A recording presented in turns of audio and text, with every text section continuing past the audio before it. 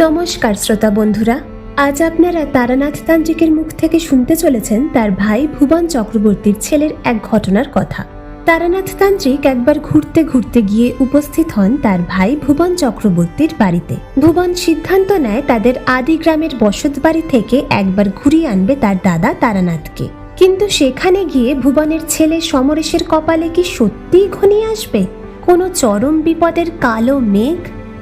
নমস্কার শ্রোতা বন্ধুরা, আজ আপনারা শুনতে চলেছেন লেখক সুরজিৎ ঘোষের কলমে তারানাথ তান্ত্রিক ফ্যান ফিকশন ভুবন চক্রবর্তীর ছেলে এই গল্পটি। তাহলে আর বেশি দেরি না করে খুব শীঘ্রই শুরু হতে চলেছে আমাদের আজকের এই বিশেষ নিবেদন। ঠাকুরমশাইয়ের বাড়ির চৌকাঠে পা দেওয়ার সাথে সাথেই আকাশে গুরুগুরু শব্দে মেঘের গর্জন শোনা গেল। আলকাতরার কালো কালির মতো গগনবক্ষে সহসা তীব্র আলোড়ন তুলে কান ফাটানো শব্দে গর্জে উঠল মেঘরাশি। কালো মেঘের বুকে বেশ কিছু সাদা বক উড়ে গেল যত্রতত্র। মারাত্মক ভয়ে তাদের প্রাণ সংশয়ের চিৎকার আমাদের কানে এসে পৌঁছল।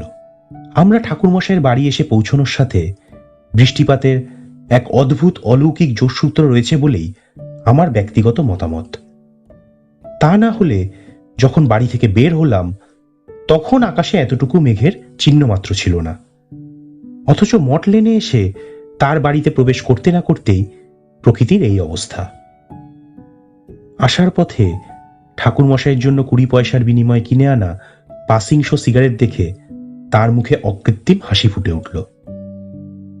আমরা উঠোনের একপাশে জুতো খুলে রেখে দাওয়ার উপর তক্তা বসে এসে বসলাম। চারি এসে আমাদের জন্য 3 পেয়ালা গরম চা আর তার সাথে বেশ কিছু মুখরোচক তেলে ভাজা খাবার দিয়ে গেল। কিশোরী পাসিং শো সিগারেটের প্যাকেটখানা বের করে তা ঈশ্বরের সামনে নৈবেদ্য অর্পণের মতো বাড়িয়ে দিল ঠাকুরমশাইয়ের দিকে। ঠাকুরমশাই মুখে আমাদের থেকে যতই সিগারেট নিতে আপত্তি করুন না কেন, আসলে অন্তরে যে তিনি বেশ খুশি হন তা আমরা বিলক্ষণ বুঝি। আহা, এই পাসিং শো সিগারেটের মধ্যে একটা আলাদাই ব্যাপার আছে, বুঝলে? এই সিগারেটের প্যাকেট দেখলেই এই মনটা কেমন যেন চন মনে হয়ে ওঠে। দেখছো না, এই প্যাকেটের গায়ে আকাশ সাহেবও কিরকম মজ করে সিগারেট টানছেন।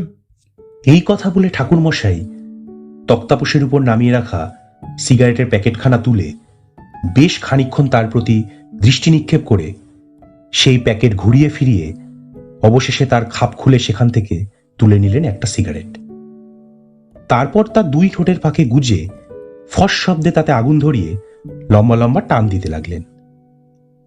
প্রতিটা সুখ টানের সাথে সাথেই তার নাক ও মুখ দিয়ে বেরিয়ে এলো সাদাটে ধোঁয়া। আমি এবং কিশোরী আমরা দুজনে একে অপরের সাথে দৃষ্টি বিনিময় করলাম।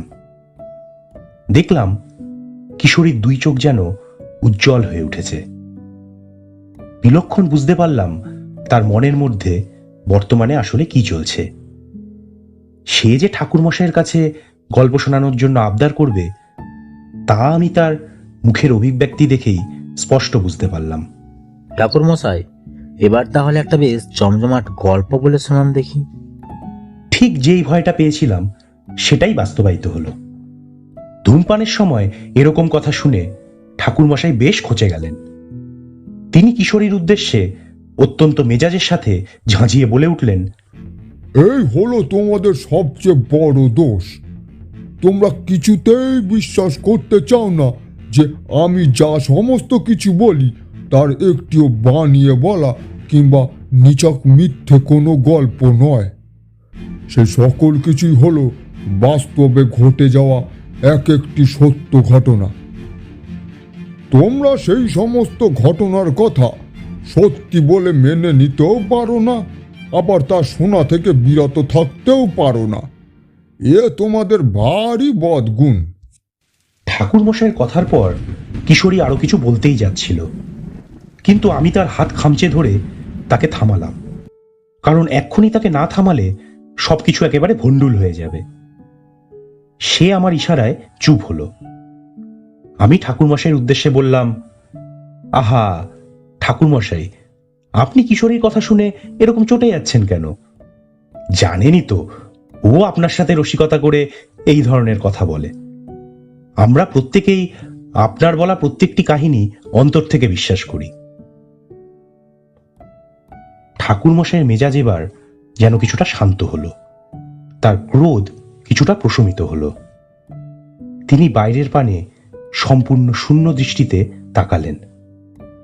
আমি কিংবা কিশোরী আমরা উভয়ই জানি তার এই রূপ চোখের দৃষ্টির অর্থ হল তিনি তার অতীতের স্মৃতি রোমন্থন করে তুলে আনার চেষ্টা করছেন কোনো এক ঘটনা। সেইভাবে আমাদের মোটেও বেশিক্ষণ অপেক্ষা করতে হলো না।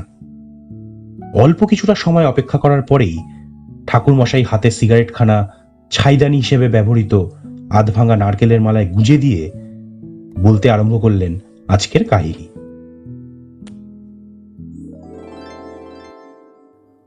আজ আমি তোমাদের সম্পূর্ণ ভিন্ন ধারার এক কাহিনী বলে শোনাবো। এই ঘটনা অন্য আর 5টা গতানুগতিক সাধারণ ঘটনার চেয়ে একেবারে আলাদা। তা অবশ্য তোমরা পুরো কাহিনী শোনার পরেই বুঝতে পারবে। শোনো তাহলে সেইবার কি হয়েছিল। সেইবার আমি আমার এক আত্মীয় ভুবনের বাড়ি গিয়েছিলাম। তোমরা তো জানোই 4 দেওয়ালের গণ্ডিবদ্ধ জীবনের মধ্যে নিজেকে আটকে রাখতে আমি কখনোই স্বাচ্ছন্দ্য বোধ করিনি। বারবার বিভিন্ন অচেনা অপরিচিত জায়গায় ছুটে গিয়েছি। ভুবন সম্পর্কে আমার ভাই হয়। ভুবনের বাড়ি গিয়ে উপস্থিত হতেই সে আমাকে দেখে অত্যন্ত খুশি হলো। আমার 2 হাত জড়িয়ে ধরে কাতর কণ্ঠে বলল, আরে হে আমার কি সৌভাগ্য! তারানাথদা তুমি আজ বাড়িতে এসেছো। আমি যে আমার নিজের চোখকে বিশ্বাস করতে পারছি না। তোমার মতো মানুষের পদধূলি আমার ভিটেতে পড়ে আমার পূর্বপুরুষের এই ভিটে সম্পূর্ণরূপে পবিত্র হলো, শুদ্ধি হলো। আমি বললাম, ছি ছি, এ তুমি কি বলছো ভুবন? তুমি সম্পর্কে আমার ভাই হও। বড় দাদা হয়ে ভাইয়ের গৃহে এসেছি, এতে এত প্রশংসার কোনো কারণ নেই। তাছাড়াও আমি এমন কোনো এক মানুষ নই যার পদার্পণের সাথে সাথেই সেই স্থান পবিত্র হয়ে উঠতে পারে। এ তুমি কি বলছো দাদা? তুমি কি আর আমাদের মতন কোনো সাধারণ ব্যক্তি? তোমার সম্পর্কে আমি সব কিছুই জানি। আশেপাশে কান পাতলেই তারানাথ তান্ত্রিকের নাম শোনা যায়। আর সেই স্বনাম ধন্য বহুল প্রচলিত তারানাথ চক্রবর্তী যে আমার দাদা, এই কথা ভাবতে আমার ভীষণ ভীষণ ভালো লাগে। বড় গর্ব বোধ হয় দাদা। তুমি আজ আমার বাড়িতে এসেছো, দেখো আমি যে কি খুশি হয়েছি তা বলে বোঝানোর মতো না। আচ্ছা বেশ, ঠিক আছে। তবে সব কথা কি এখানে বাইরে দাঁড়িয়েই বলবে, নাকি আমায় ভেতরে নিয়ে যাবে? দেখো দেখি কাণ্ড। আসলে আনন্দে এতটাই আত্মহারা হয়ে পড়েছি যে তোমাকে গৃহে নিয়ে যাইনি এখনো। এসো এসো দাদা, এই গরিব ভাইয়ের গৃহে তোমায় স্বাগত জানাই। কই গো গিন্নি, তাড়াতাড়ি একটিবার বাড়ির বাইরে এসে দেখো আজ আমাদের বাড়িতে কি এসেছেন। ভুবন আমাকে নিয়ে একেবারে মেতে উঠল। তার উচ্চ কণ্ঠের হাঁক ডাকে ঘরের ভেতর থেকে তড়িঘড়ি বেরিয়ে এলো ভুবনের স্ত্রী শ্রীলক্ষ্মী। শ্রীলক্ষ্মী নামেও লক্ষ্মী, আর তাকে দেখতে এবং গুণেও লক্ষ্মী। একেবারে লক্ষ্মী প্রতিমার মতোই। মাথা ভরা কুচকানো চুল, সিঁথিতে টকটকে লাল সিঁদুর, কপালে গোল টিপ, টানা টানা পদ্ম ফুলের পাপড়ির মতন 2 চোখ এবং চোখের নীলমণি। তার গায়ের রং পাকা গমের ওপর পড়া রৌদ্রের মতো ঝলমলে। শ্রীলক্ষ্মী এসে মাথায় ঘোমটা টেনে আমায় নত হয়ে প্রণাম জানালো। আমি তাকে আশীর্বাদ করলাম প্রাণ ভরে। শ্রীলক্ষ্মী আমায় বলল, আসুন আসুন দাদা, ভেতরে আসুন। আপনার ভাইয়ের থেকে আপনার সম্পর্কে কত যে কথা শুনেছি তা আপনাকে বলে বোঝানোর মতো নয়। দিবা নিশি আপনার ভাই কেবল আপনার গুণকীর্তন করতেই ব্যস্ত। এই জন্মে যে আপনার দেখা পাবো তা সত্যি কল্পনা করিনি কখনো। তা হ্যাঁ গো গিন্নি, আমাদের ছেলে সমরেশ কোথায় গেল? তারানাথদার সাথে ওরও পরিচয় করিয়ে দিই, সেও দাদার আশীর্বাদ থেকে যেন বঞ্চিত না হয়। আরে সে কি আর ঘরে থাকার ছেলে নাকি? তোমার ছেলে যা ডান পিটে হয়েছে, দেখো গে কোথায় কোন বন্ধুর সাথে খেলে বেড়াচ্ছে গিয়ে। ও আচ্ছা, ঠিক আছে, চলো দাদা, ভেতরে চলো। আমার একমাত্র ছেলে সমরেশ, তার সাথে আমি তোমার পরিচয় করিয়ে দেব। তবে সে এখন ঘরে নেই, বাইরে খেলতে গেছে। সে আসুক, তারপর তোমার সাথে আলাপ করিয়ে দেবক্ষণ। ভুবনের সাথে আমি এবার তার গৃহে এলাম। শ্রীলক্ষ্মী অত্যন্ত ব্যস্ত হয়ে পড়ল আমার আত্মীয়তায়। সে দ্রুত পদক্ষেপে এগিয়ে এলো রান্নাঘরের দিকে, আর ভুবনের সাথে আমি এগিয়ে গেলাম পুকুর ঘাটের পানে। সারাদিন একটানা অনেক পরিশ্রম, পথক্লান্তির কারণে শরীরটা বেশ ক্লান্তই লাগছিল।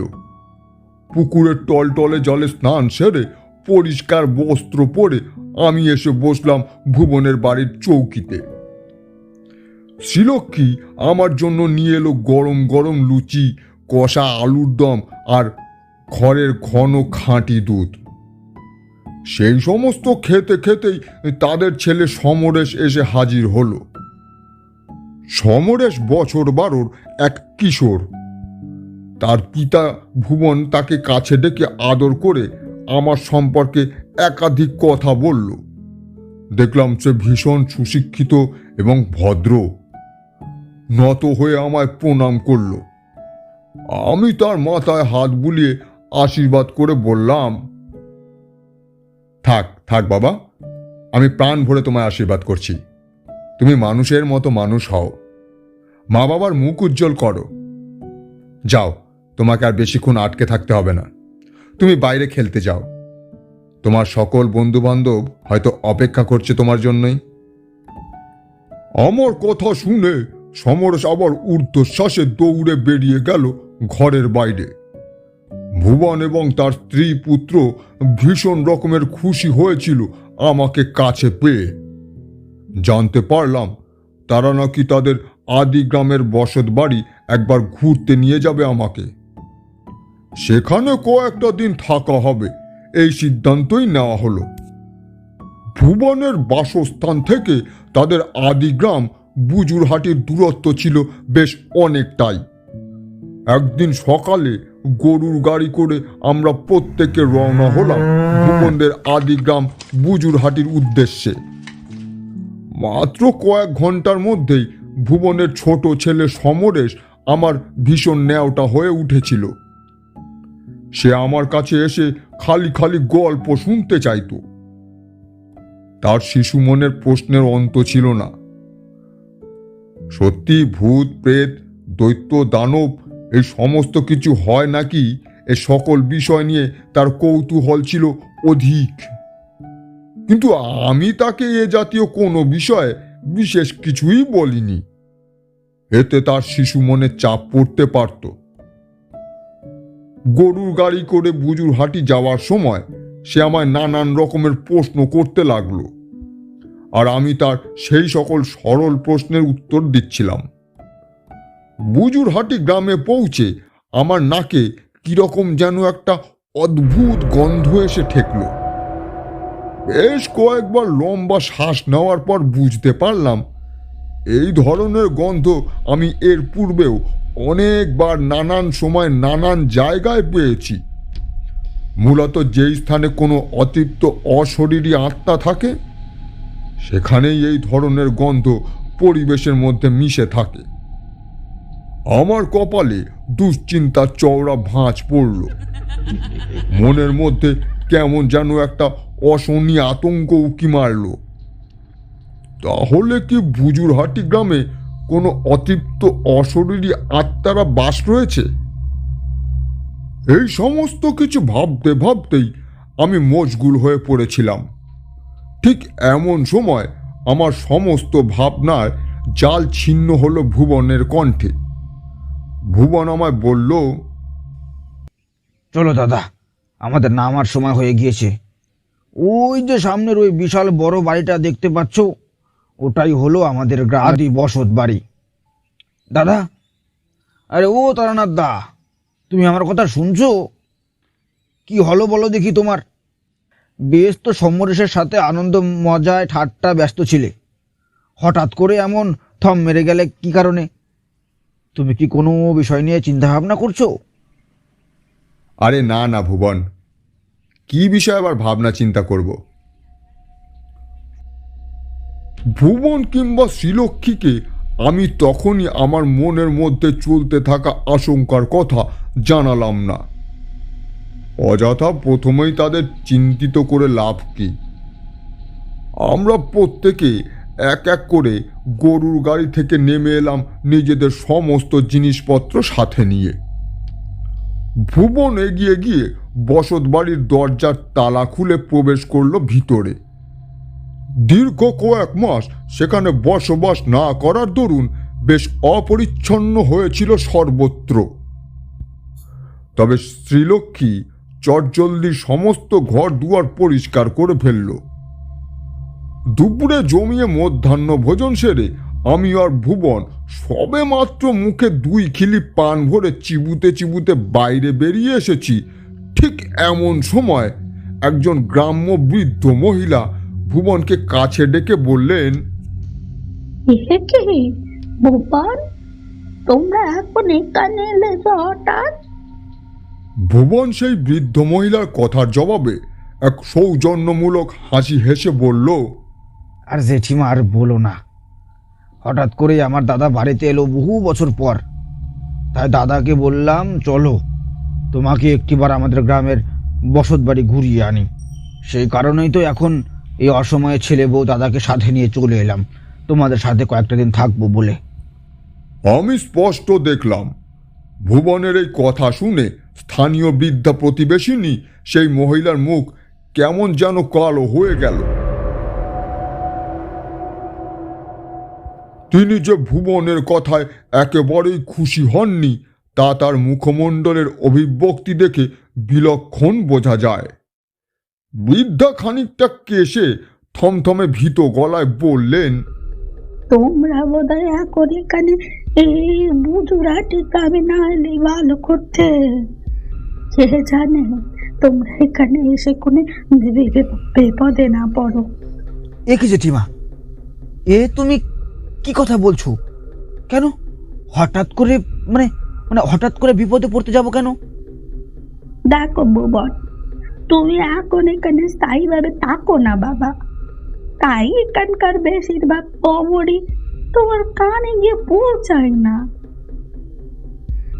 তুমি যদি এখনকার বর্তমান পরিস্থিতি জানতে, তাহলে আমি নিশ্চয়তার সাথে বলতে পারি যে এখন এই স্থানে তুমি আসার ঝুঁকি নিতে না, কিছুতেই নিতে না। জেঠিমা, আমি তোমার কোনো কথাই বুঝতে পারছি না। তুমি যা বলতে চাইছো তা যদি একটু খোলসা করে বলতে, তাহলে আমার বুঝতে বড় সুবিধা হতো। বাবা ভুবন, তোমার বাড়ির পেছনের ওই যে মস্ত বড় পুকুরটা রয়েছে, আজ থেকে 7 দিন আগে সেই পুকুরের জলে ডুবিয়ে মারা হয়েছিল ওই যে বেনি পাড়ার বউ আলোর 15 বছরের একমাত্র ছেলে রতনকে। ওই ছোট্ট রতন নাকি কি সমস্ত গোপনীয় বিষয়ে নিজেকে জড়িয়ে ফেলেছিল, তাই তারা যেন রাতের অন্ধকারে ছেলেটাকে ধারালো অস্ত্র দিয়ে কুপিয়ে কুপিয়ে হত্যা করে বাচ্চা ছেলেটাকে খুন করে। তার ক্ষত বিক্ষত মৃতদেহ তোমার বাড়ির পেছনের ওই যে পুকুরের ওই জলে ডুবিয়ে রেখে দেয়।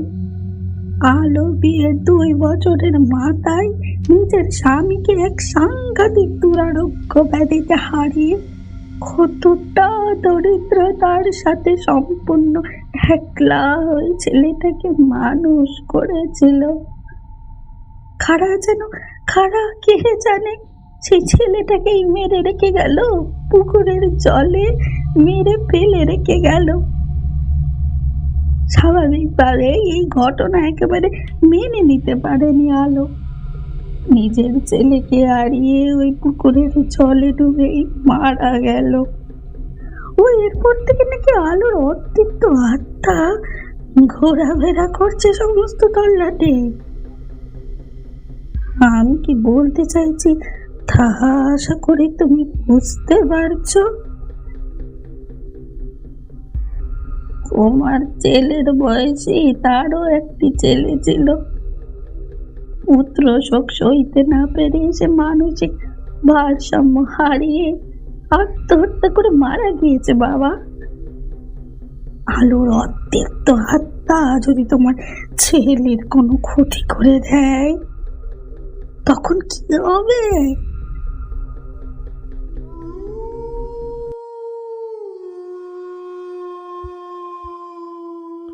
বৃদ্ধা সেই রমণী এতটা বলে তিনি যেমন ভাবে এসেছিলেন ঠিক তেমন ভাবেই চলে গেলেন। আমি এবং ভুবন সেখানেই দাঁড়িয়ে রইলাম বিমূঢ় অবস্থায়। দেখলাম ভুবনের মুখ কেমন যেন রক্ত শূন্য ফ্যাকাশে গোছের হয়ে গিয়েছে। পরিবেশের মধ্যে থেকে আলোর মাত্রা ক্রমশ কমে গিয়ে ঝুপ করে কেমন যেন অন্ধকার ঘনিয়ে এলো। ভুবন আমার দিকে তাকিয়ে কাঁদো কাঁদো ভাবে বলল, এবার আমাদের কি হবে দাদা? আমি তো আর এত কিছু জানতাম না। এখানকার বর্তমান পরিস্থিতি না জেনে আমি তোমাদের নিয়ে এসেছি। জেঠিমা যা বলে গেলেন সেরকম যদি কোনো ঘটনা ঘটে তখন কি হবে দাদা? আমার ছেলেটার কোনো ক্ষতি হয়ে যাবে না তো দাদা? ও সুস্থ স্বাভাবিক থাকবে তো? সমরেশ ছাড়া যে আমাদের কেউ নেই। ওর যদি কিছু ভালো মন্দ ঘটে যায় তাহলে আমি যে কোনোদিন কখনো নিজেকে ক্ষমা করতে পারবো না দাদা। আমি বুঝতে পারলাম বৃদ্ধা রমণীর কথা শুনে ভুবন অত্যন্ত ঘাবড়ে গিয়েছে। যদিও যে কোনো পিতার কাছে এরকম কোনো ঘটনা শুনে ঘাবড়ে যাওয়াটাই অত্যন্ত স্বাভাবিক এক বিষয়। আমি তার কাঁধে ভরসার হাত রেখে কঠিন সুরে দৃঢ়তার সাথে বললাম, ভাই ভুবন, এরকম ভাবে ঘাবড়ে যেও না। ভয় পাওয়ার মতো কিছুই নেই। তাছাড়াও আমি তো রয়েছি। আমি তোমাকে কথা দিচ্ছি, আমি এখানে উপস্থিত থাকা সত্ত্বেও তোমার ছেলের সামান্যতম কোনো ক্ষতি আমি হতে দেব না। চলো বাড়ির ভেতরে চলো দেখি। চারপাশ জুড়ে কেমন যেন মেঘ করে আসছে, বৃষ্টি হতে পারে। তবে হ্যাঁ, বাড়িতে গিয়ে শ্রীলক্ষ্মীকে কিন্তু এই ধরনের কোনো কথা বলবে না। খবরদার না। সে মেয়ে মানুষ, তার উপর সে সমরেশের মা। সব কিছু শুনলে বড় ভীত হয়ে পড়বে। ঠিক আছে দাদা, তুমি যেরকমটা বলছো সেরকমই হবে। আমি তোমাকে সত্যি বড় ভরসা করি। তুমি যখন একবার বলেছো যে তুমি এখানে উপস্থিত থাকাকালীন আমার ছেলের কোনো ক্ষতি হবে না, তখন সত্যি সমরেশ সম্পূর্ণ সুরক্ষিত থাকবে। চলো দাদা, আমরা এবার ঘরে যাই।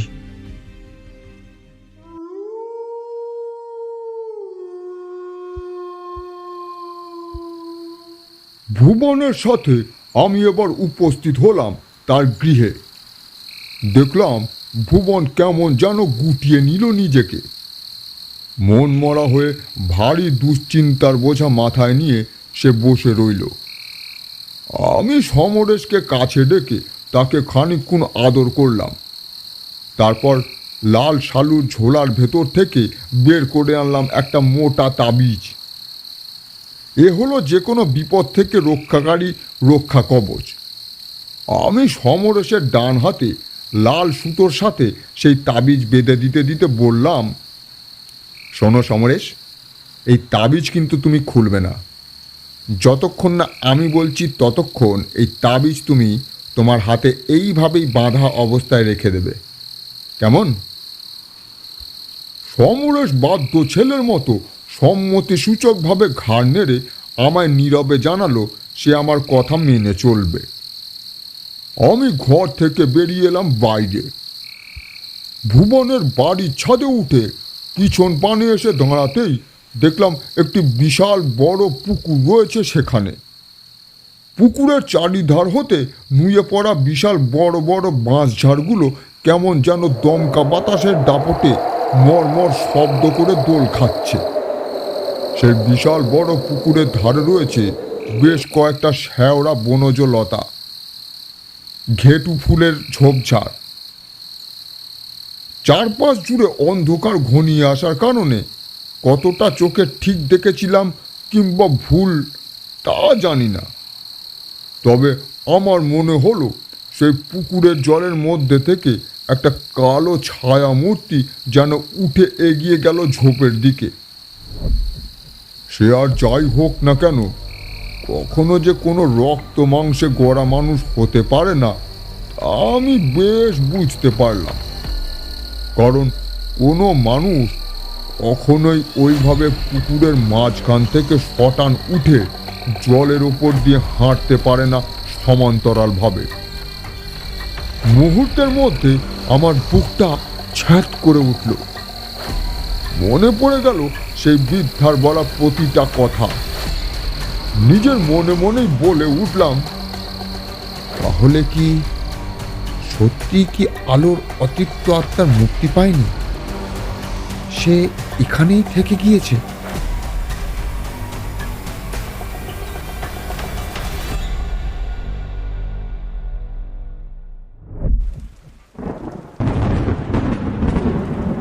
একটানা এতক্ষণ পর্যন্ত গল্প বলার পর ঠাকুরমশাই এবার একটু থামলেন।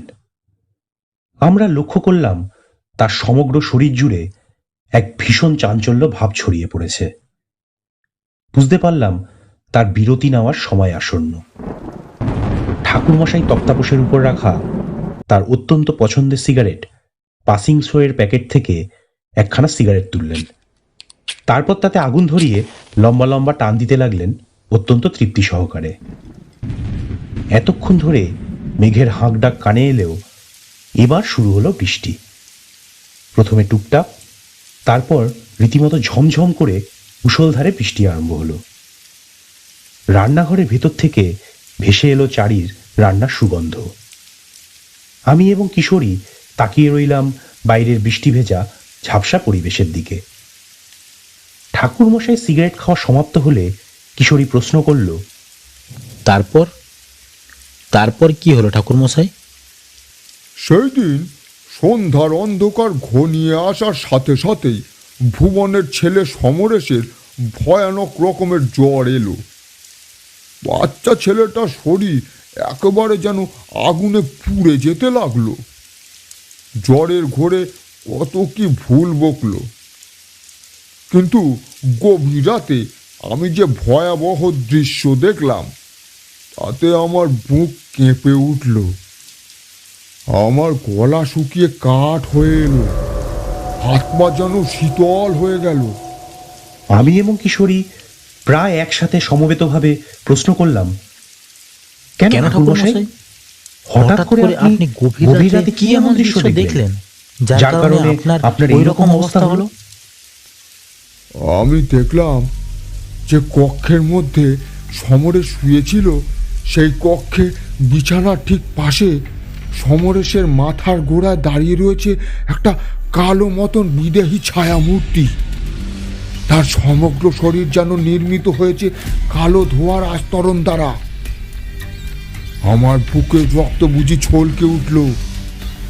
বুঝতে পারলাম শেষ বিকালের সময় আমি তাহলে যা দেখেছি তা একেবারেই চোখের ভ্রম ছিল না। সত্যি পুকুরের জল থেকে কোনো একটা বিদেহী ছায়া মূর্তি উঠে এসেছিল। কক্ষের মধ্যে জ্বলতে থাকা টিমটিমে ক্ষুদ্র মৃৎ প্রদীপের স্বল্প অনুজ্জ্বল আলোক শিখা সমগ্র ঘরের মধ্যে থেকে বিভৎস কুৎসিত অন্ধকারকে সম্পূর্ণরূপে মোচন করতে একেবারেই সক্ষম হয়নি।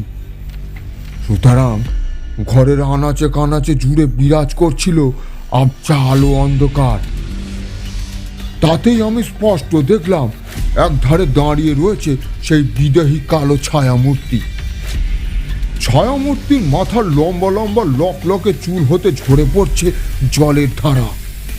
তার দুই চোখ কেমন যেন ঘোলাটে। সেখানে মণি বলে কিছু নেই। অন্ধকারের কারণে তার চোখ, নাক, মুখ কিছুই বোঝা যায় না স্পষ্টভাবে।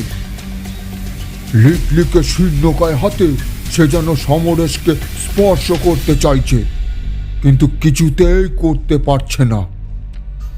সমরেশের সমগ্র শরীর হতে এক অদ্ভুত উজ্জ্বল নীল আলোর জ্যোতি ছড়িয়ে পড়েছে। তার দেহের উপরিতলে গড়ে উঠেছে কোনো এক সুরক্ষার মায়াজাল। সেই সুরক্ষার বলয় ভেদ করে তাকে স্পর্শ করার ক্ষমতা নেই তার। আমি বুঝতে পারলাম এই সব কিছুই হচ্ছে আমার দেওয়া ওই রক্ষা কবচের কারণে। আমাকে ঘরের ভেতর ঢুকে আসতে দেখেই সেই অতৃপ্ত আত্মা বাতাসের সাথে মিলিয়ে গেল। সমরেশের পাশে বিছানার এক কোণে বসে থাকা ভুবন এবং শ্রীলক্ষ্মী তখন বেশ ক্লান্ত হয়ে আটশো অবস্থায় ঘুমিয়ে পড়েছে। আমি এসে সমরেশের মাথায় হাত বুলিয়ে দিলাম। মনে মনে মধুসুন্দরী দেবী এবং পরমেশ্বর কাল ভৈরবের উদ্দেশ্যে প্রণাম জানিয়ে তাদের কাছে প্রার্থনা করলাম ছেলেটাকে যেন তারা সকল বিপদ আপদের হাত থেকে রক্ষা করেন। সেই ঘর থেকে বেরিয়ে আসতেই আমি দেখলাম ওই অতৃপ্ত অশরীরী কালো ছায়া মূর্তিটি কেমন যেন ছল ছল চোখে আমার দিকে তাকিয়ে দাঁড়িয়ে রয়েছে। আমি তার উদ্দেশ্যে চাপা স্বরে প্রশ্ন করলাম, তুমি কে? তুমি কি আলোর অতৃপ্ত প্রেতাত্মা? এইভাবে তুমি ভুবনের ছেলে সমরেশের সান্নিধ্যে আসার চেষ্টা করছো কেন? সে আমার প্রশ্নের জবাবে কোনো কিছুই বলল না, যেন তার বলার ভাষাই নেই, কিংবা সে হয়তো বলছে অথচ আমি তার ভাষা বুঝতে পারছি না। আমি কেবলমাত্র দেখলাম তার উজ্জ্বল দুই চোখের মধ্যে থেকে গলন্ত মোমের মতো ঝরে পড়ছে অশ্রুধারা। বুঝতে পারলাম সে নিদারুণ বুক ফাটা কষ্টে কাঁদছে। দুই হাত জোর করে এবার সে যেন কিসের এক আত্মি করল আমার কাছে। আমি তার চোখের ভাষা, মনের ভাষা পড়তে পারলাম। আমার দু চোখ ক্রমে জলে ভরে উঠল। ঠোঁটের কোণে জন্ম নিল এক সূক্ষ্ম হাসির আভা। আমি সেই ঘরের ভেতর পুনরায় প্রবেশ করলাম। ধীর পায়ে এগিয়ে গেলাম বিছানার দিকে, যেখানে শায়িত রয়েছে সমরেশ। আমার উপস্থিতিতে এবার ভুবন জেগে উঠল। আমি সমরেশের ডান হাতে বাঁধা সেই রক্ষা কবচটি খুলতে লাগলাম দেখে ভুবন অত্যন্ত ভয়ের সাথে বলল, দাদা দাদা এ তুমি কি করছো দাদা? তোমার ওই রক্ষা কবচ যে মহা শক্তিশালী। ওই রক্ষা কবচের জন্যই আমার ছেলের কোনো ক্ষতি করতে পারবে না ওই অপশক্তি। আর আর তুমি কিনা সেই রক্ষা কবচই খুলে দিচ্ছ। আমি বললাম, ভুবন, তুমি আমায় ভরসা করো তো? এ তুমি কি প্রশ্ন করলে দাদা? নিজের থেকে অনেক বেশি ভরসা করি তোমাকে সব সময় আমি। তাহলে কোনো কথা বলো না, কেবলমাত্র আমি যা করছি তা করতে দাও। তোমার ছেলের সামান্যতম কোনো ক্ষতি হবে না, সে কথা আমি তোমাকে আগেই বলেছি। তোমার ছেলের গায়ে আমি এতটুকু আঁচ আসতে দেব না। কথা বলতে বলতে আমি ভুবনের ছেলে সমরেশের ডান হাতে বাঁধা সেই রক্ষা কবচটি খুলে দিলাম। এতক্ষণ ধরে যেই ছেলেটা প্রবল জ্বরের ঘোরে ছটফট করছিল, সে এইবার আমাদের চমক দিয়ে একেবারে শান্ত হয়ে গেল। তার দেহের মধ্যে থেকে সমস্ত অস্থিরতা পুরোপুরিভাবে গায়েব হয়ে গেল। তার মুখমণ্ডল জুড়ে ছড়িয়ে পড়ল এক অদ্ভুত প্রশান্তি। আমি একটা লম্বা শ্বাস নিয়ে কক্ষের খোলা দরজার দিকে তাকালাম। তাকাতেই দেখলাম সেই অতৃপ্ত রমণীর আত্মা এসে উপস্থিত হয়েছে সেখানে।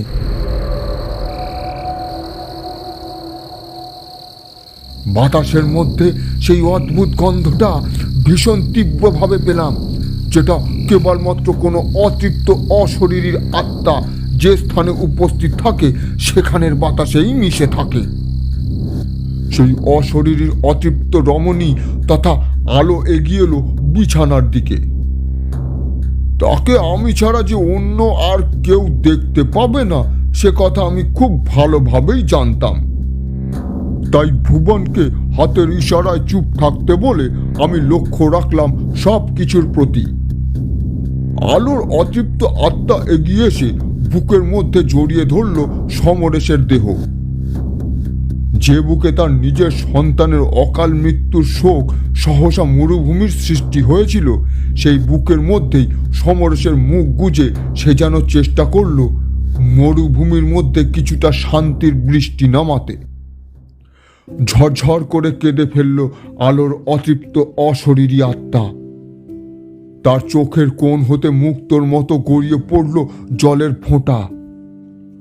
গর্ভধারিণী জননীর বুকে যে পুত্রসহ ভীষণ রকমের ক্ষত সৃষ্টি করেছিল তার উপর যেন যন্ত্রণা কমানোর প্রলেপ ছড়িয়ে দিল সমরেশের নিঃশ্বাস। আলোর অতৃপ্ত আত্মা পরম স্নেহে ছেলেটার কপালে একটা চুম্বন আঁকল। তারপর আমার দিকে তাকিয়ে চোখের জল মুছে দুই হাত জড়ো করে মিলিয়ে গেল বাতাসের সাথে। আমি ভুবনের দিকে তাকিয়ে বললাম,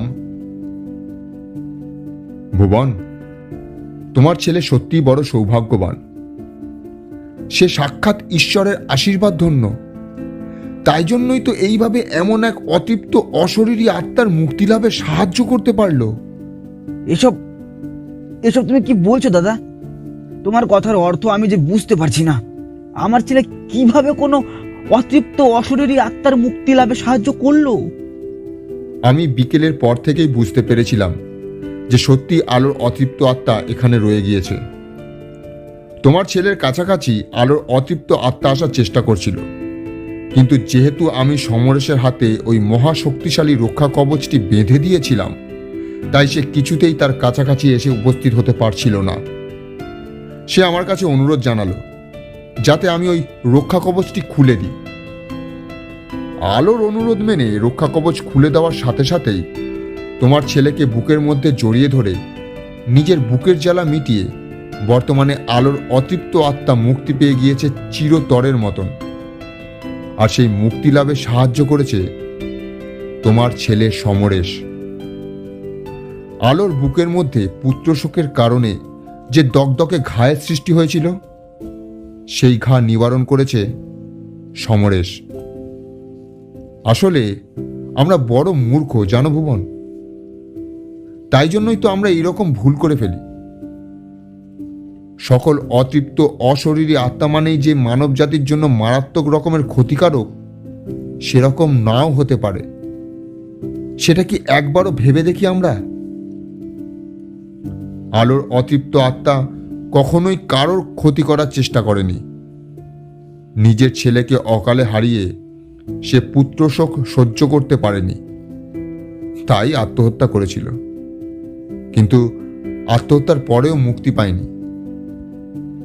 তাই তো অতৃপ্ত অবস্থায় সে আশেপাশে ঘোরাফেরা করছিল নিজের সন্তানের জায়গায় কোনো একজনকে বসিয়ে বুকের জ্বালা মেটানোর জন্য। কিন্তু সকলেই তো তাকে ভয় পায়, তার থেকে দূরত্ব বজায় রাখে, দূরে সরে যায়। কিন্তু তোমার ছেলে সমরেশ তা করেনি। সমরেশকে সে জড়িয়ে ধরেছিল পুত্র স্নেহে। তোমার ছেলের জ্বর আশা করি কালকের মধ্যেই কমে যাবে। আর এখান থেকে অতৃপ্ত আলোর অশরীরী আত্মা মুক্তি নিয়েছে, সুতরাং আর চিন্তার কোনো কারণ নেই। পরের দিনই সমরেশের জ্বর পুরোপুরি নেমে গিয়েছিল। আলোর অতৃপ্ত আত্মাকেও আমি আর কখনোই কোনোদিন দেখিনি। সেই বুজুরহুটি গ্রামে বেশ কয়েকদিন থেকে তারপরে আমরা ফিরে এসেছিলাম ভুবনদের নতুন বাড়িতে। কি হে কিশোরী, কেমন লাগলো তোমাদের আজকের এই কাহিনী? আশা করি ভালো লেগেছে। ভালো লেগেছে মানে? দুর্দান্ত লেগেছে ঠাকুর মশাই। সত্যি আপনি ঠিকই বলেছিলেন। এই ঘটনার কথা অন্যান্য 5টা গতানুগতিক কাহিনীর থেকে একেবারেই আলাদা। এই ঘটনা আমাদের অনেক কিছু শিক্ষা দেয়। আমাদের শেখায় অতৃপ্ত আত্মা মানেই যে ক্ষতিকারক নাও হতে পারে সে কথা। মানুষের মধ্যে যেমন ভালো মন্দের প্রকারভেদ রয়েছে, অতৃপ্ত আত্মাদের মধ্যেও তা থাকে বই কি। চলো হে ভাইয়া কিশোরী, আজকের মতো গল্প যখন শেষ হলো, এবার তাহলে আমরা দুগ্গা দুগ্গা বলে বড় মুঠি। আবার পরে অন্য কোনো একদিন এসে না হয় ঠাকুরমশাইয়ের কাছে গল্প শোনার আবদার করব। এখন চলো, বেরিয়ে পড়াই মঙ্গলজনক। হ্যাঁ চলো ভাই। ঠাকুরমশাইয়ের কাছ থেকে বিদায় নিয়ে আমি আর কিশোরী আমরা দুজন মটলেনের জল জমা রাস্তা ধরে হাঁটতে আরম্ভ করলাম। সত্যি কথা বলতে কি, অন্যান্য ঘটনার থেকে আজকের এই কাহিনী আমাদের সত্যিই বড় মনোগ্রাহী লেগেছে। আজকের এই ঘটনা আমাদের মনের অন্ধকার ঘুচিয়ে এক নতুন আলোর জাগরণ করেছে। অতৃপ্ত অশরীরী আত্মা মানে যে সর্বদা ভয়ের বিষয় না হয়ে অন্য কিছু হতে পারে, তা শিখিয়েছে এই কাহিনী। আমি আর কিশোরী আমরা দুই বন্ধু মিলে হাঁটতে হাঁটতে নানান গল্পগুজবে অত্যন্ত ব্যস্ত হয়ে এগিয়ে চললাম নিজ নিজ গন্তব্যের উদ্দেশ্যে।